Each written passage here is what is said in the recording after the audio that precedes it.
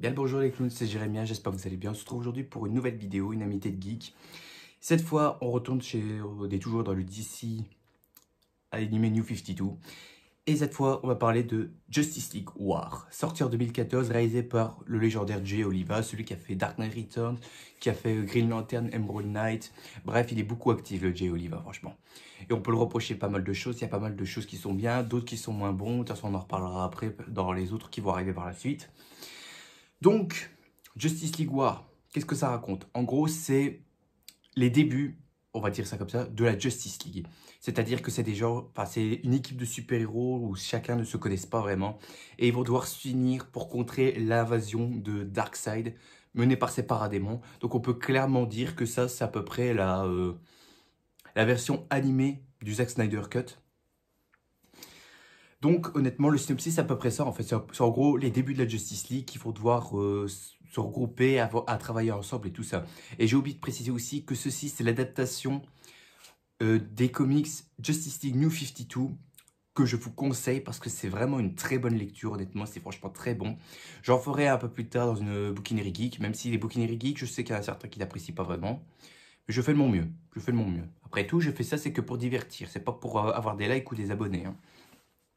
Donc, le fait qu'on a voulu faire un film, ce film animé-là, qui nous trace la formation de la Justice League, c'est-à-dire qu'ils ne se connaissent pas tous ensemble, ils finissent par s'unir pour éliminer l'invasion qui est sur le point d'arriver sur Terre, c'est quelque chose qui me plaît. Coco, ils sont tous à leur début, ils doivent apprendre à travailler en équipe.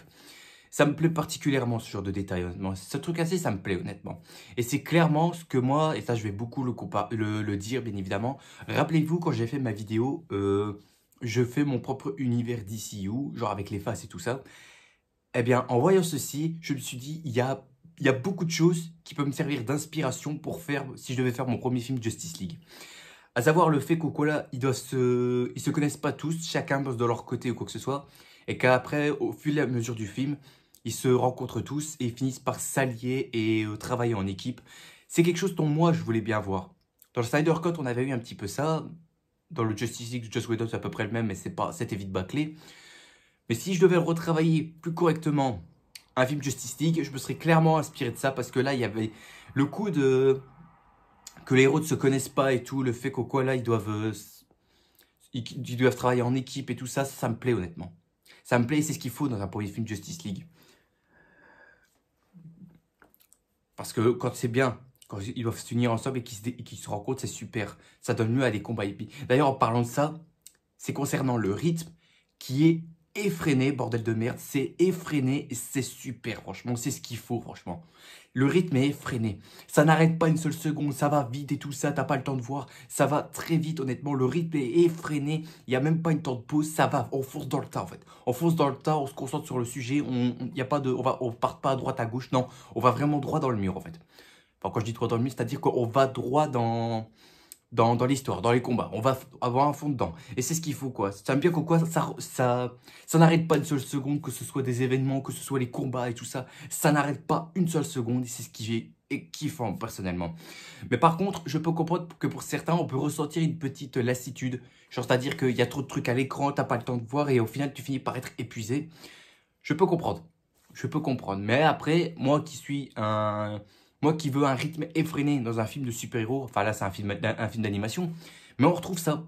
On retrouve ça et j'aimerais bien qu'on revoie ça au cinéma pour DC Comics. Encore faut-il que, bien évidemment, ici il n'y a pas longtemps, il y a Aquaman 2 qui va sortir, donc je l'espère qu'on va avoir ça, bien évidemment. Je reviens sur les combats. Les combats dans ce film-là sont époustouflants, j'ai envie de dire. Ils sont époustouflants. C'est-à-dire que quand je dis époustouflant, c'est-à-dire que on voit bien le mouvement des personnages. Surtout, ce que j'aime bien, c'est l'utilisation de chacun des personnages, c'est-à-dire qu'on nous montre leur pouvoir, de tout ce qu'ils sont capables de faire, bien évidemment, et ça me plaît. Par exemple, il y en a un qui me vient en tête, c'est Green Lantern. Contrairement à Emerald Knight, où là, il était assez timide et tout ça, il faisait quasi rien. Alors que là, dans ce film animé-là, Justice League War, je vais y arriver, Green Lantern, il te crée des trucs avec son anneau, mais c'est franchement incroyable. Et je me suis dit, imagine ça au cinéma. Imagine un film Justice League avec un Green Lantern qui fait la même chose. Imagine ça, franchement. Ça pourrait être tellement spectaculaire, personnellement. Et c'est ce qu'il faut, enfin. C'est ce qu'il faut. Parce que je reprochais aussi au Green Lantern de conneries. Ça, avec le film avec Ryan Reynolds. Je reprochais qu'Okola, il faisait que des conneries en fait. Genre, il faisait pas des trucs intéressants ou quoi que ce soit pendant les combats. Alors que là, c'est tout l'inverse. Là, il fait quelque chose d'épique, Green Lantern, et ça, c'est super. Qui d'autre encore? Bah, on a Wonder Woman aussi. Et là, elle se déchaîne, épée, bouclier, elle coupe des têtes, voilà. Là, elle tue des gens. Patty Jenkins prend ça dans ta gueule, bien évidemment. Parce que dans les deux films, on n'a pas eu ça. Hein, dans Wonder Woman, on n'a pas eu ça. Et puis, un truc qui me dérange chez Wonder Woman, c'est sa tenue, franchement. On a remplacé la tenue classique, dont je pense que tout le monde aime bien, par une espèce de tenue de gymnase, une tenue de danseuse, je sais pas. Elle a un col jusque-là, c'est horrible. Et sa coiffure, là, c'est horrible, franchement, j'aime pas. J'aime pas. Après, ce que je peux se reprocher, je regarde un petit peu. On voit, bon là, ce que vous voyez, c'est à peu près ça. Hein. Tous les membres sont là, bien évidemment. Tous les membres sont là. On a Batman, la Cyborg, Superman, Wonder Woman. Et ça, oui, par contre, on va en parler de lui, là. Pourquoi est-ce qu'ils ont remplacé Aquaman par Shazam? Parce que je rappelle, dans le comics New 52, le comics sur papier, il y avait des séquences avec Aquaman que c'est incroyable. Genre, il a invoqué une armée de requins qui s'envolent dans les airs et qui croquent les paradémons. Ça aurait été vachement stylé. Mais après, là, ils l'ont pas mis parce que je peux comprendre, il y aura un film d'animation qui s'appelle Le Trône d'Atlantis, qui est aussi dans ce même univers. Je peux comprendre, mais bon, pourquoi avoir mis Shazam? J'aurais bien aimé qu'ils mettent quelqu'un d'autre. Vous allez me dire Flash. Non, Flash est quand même dedans. Il est quand même dedans, Flash. Mais Shazam, je comprends pas son utilité en fait. Qu'est-ce qu'il fout là en fait? Je crois que c'est le super-héros dont personne n'apprécie franchement. Je comprends pas qui aimerait Shazam franchement. Qui apprécie le personnage de Shazam? Moi j'ai vraiment du mal avec ce personnage-là honnêtement. Et limite je préfère Aquaman à Shazam, hein, je vous le dis. Hein. Je préfère Aquaman. Hein. Même s'il tire à la gueule, Aquaman, je l'apprécie quand même. Hein. Je l'apprécie quand même. Hein. C'est pas mon personnage préféré, mais je l'apprécie quand même. Hein. En parlant de personnage là, j'avais parlé de Cyborg. Là, ils ont fait à peu près la même chose, comme on va retrouver dans le Snyder Cut, c'est-à-dire que là, c'est Cyborg qui est le plus développé. C'est-à-dire qu'au tout départ, il était footballeur, après il y a eu un accident, son père le transfère à Starlab, et après il devient Cyborg, et il arrive à se battre contre les paradémons, parce qu'au départ, Cyborg, il était dans les Teen Titans, que tu peux voir avec les séries et les comics et tout ça, mais à partir de New 52, ils ont donné une promotion, c'est-à-dire que maintenant tu fais partie de la Justice League. Alors, ça me dérange pas, honnêtement. Cyborg dans la Justice League, ça me dérange pas. Contrairement chez Marvel ou Spider-Man dans les Avengers, j'apprécie pas des masses. Mais là, Cyborg dans la Justice League, j'ai rien contre. J'ai rien contre, ça me plaît parfaitement, honnêtement. Mais là, le fait qu'au il est ultra développé du début jusqu'à la fin, genre, il devient l'adolescent footballeur un héros, quoi. Ça, c'est quelque chose de très bon, honnêtement. Ça, c'est une chose qui, pour moi, me dérange pas du tout, honnêtement. Le fait de développer un personnage. Bon, certes, dans mon DCU, j'aurais pas fait pareil. Moi, j'aurais fait un film solo cyborg qui affronte une autre menace. Moi, j'aurais fait ainsi. Moi, je l'aurais pas mis directement dans la Justice League. Je crois que je l'avais mis dans... Je sais plus si Cyborg, je l'avais mis dans ma phase 2 ou phase 3. Enfin bref, je suis pas là pour ça.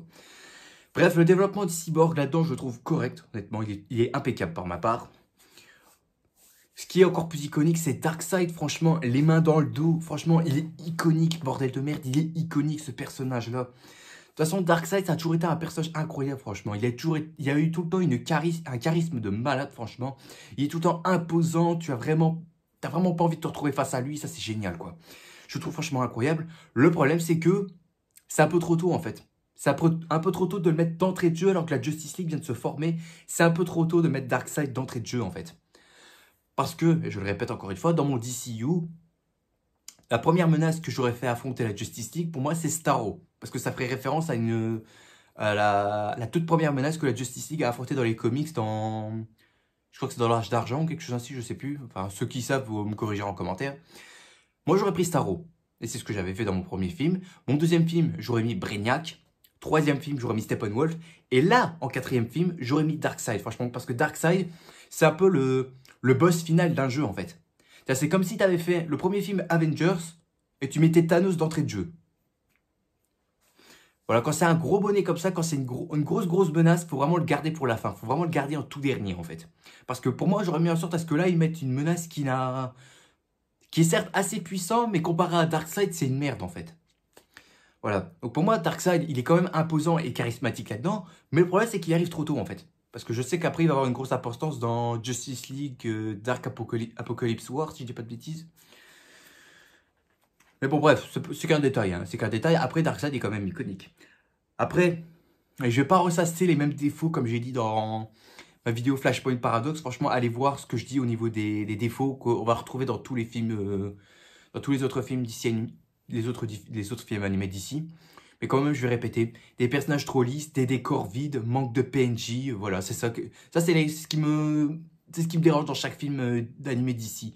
C'est que il n'y a pas assez de civils en danger, il n'y a pas assez de... Les personnages sont trop lisses, c'est tout trop propre et tout, on dirait des Barbie. Et des décors vides où il n'y a quasi rien en fait. Aussi, ce que je peux reprocher aussi, c'est que... Ça c'est une chose que je peux quand même reprocher assez... je vais pas dire fâcheusement dans ce film animé là, mais c'est que on ressent pas les enjeux en fait. Parce que on parle quand même de fin du monde avec Darkseid et ses paradémons qui viennent envahir la planète. Et t'as tout le monde qui s'en fout en fait. Genre t'as pas de journalistes, t'as pas la police, t'as pas l'armée. Enfin l'armée ils envoient quelques hélicos mais ils se font vite exploser par Darkseid. Donc en gros, tout le monde s'en fout en fait. Il y a que les super-héros qui s'inquiètent mais tous les autres ils en ont rien à branler en fait. Je sais pas, c'est ça qui me manque. Le manque d'enjeu. De toute façon, c'est ça. Il manquait pas grand-chose pour que ce film-là soit encore, boum, plus iconique ainsi. Bon, bref, ça reste quand même assez impressionnant. Hein. Après, la musique.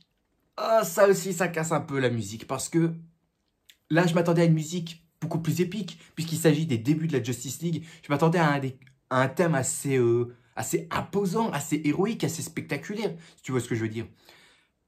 Par exemple, quand il y a un plan où tu vois la Justice League, tous comme ça droit, et que de l'autre côté tu as Darkseid, je m'attendais à une musique assez percutante, assez spectaculaire pour te montrer qu'au quoi ça va chier de ce qui va arriver. J'aurais bien voulu ça, mais après là la musique, je vais pas dire timide, on va dire que ça fait pas vraiment le taf en fait la musique ne fait pas vraiment le taf dans ce film animé là. Après c'est que mon avis, certains ont aimé, tant mieux hein. Bon, pour la conclusion, je vais vous lire ce que j'ai marqué. En 1h20, c'est enfin un vrai film d'animation qui a réussi à faire mieux que la plupart des films qui vont arriver par la suite, en nous proposant une histoire simple et efficace, des personnages très respectés et aussi respectés au niveau de leur pouvoir, un méchant charismatique et dangereux, on a un rythme effréné qui ne nous empêche pas une seule seconde de savourer le film, on a un humour qui est assez bien placé mais qui n'est pas trop lourd pour ma part, on a une bonne utilisation des super pouvoirs des personnages et bien évidemment un combat épique. Bref, un film d'animé dont j'aimerais bien que ce soit un film qui soit transposé au cinéma.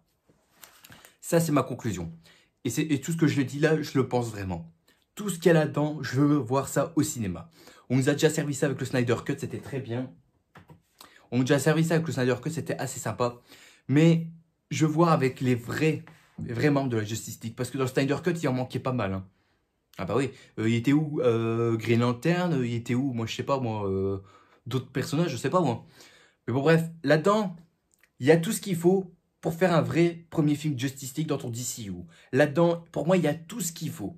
Et ça, c'est ce que je prendrais en référence si je devais écrire mon scénario de Justice League. Je me serais inspiré de ça, ainsi que le Snyder Cut et peut-être les comics New 52. Parce que il y a beaucoup de choses intéressantes en fait. Malgré qu'il y a des choses catastrophiques, il y a quand même des choses qui restent très intéressantes là-dedans. Donc, avec tout ce que je viens de dire, Justice League War, je vous le conseille, bien évidemment. Vous n'allez pas perdre une seule seconde.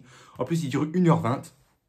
Franchement, vous allez prendre votre pied. Si vous êtes fan de DC et que vous voulez vraiment montrer quelque chose, vous voulez voir quelque chose d'impressionnant, ou si vous voulez montrer à votre gamin qu'au quoi DC c'est vachement mieux comme ça, ah bah montre ça. Montre ça. Voilà. Je crois que j'ai à peu près tout dit. Bon. Voilà.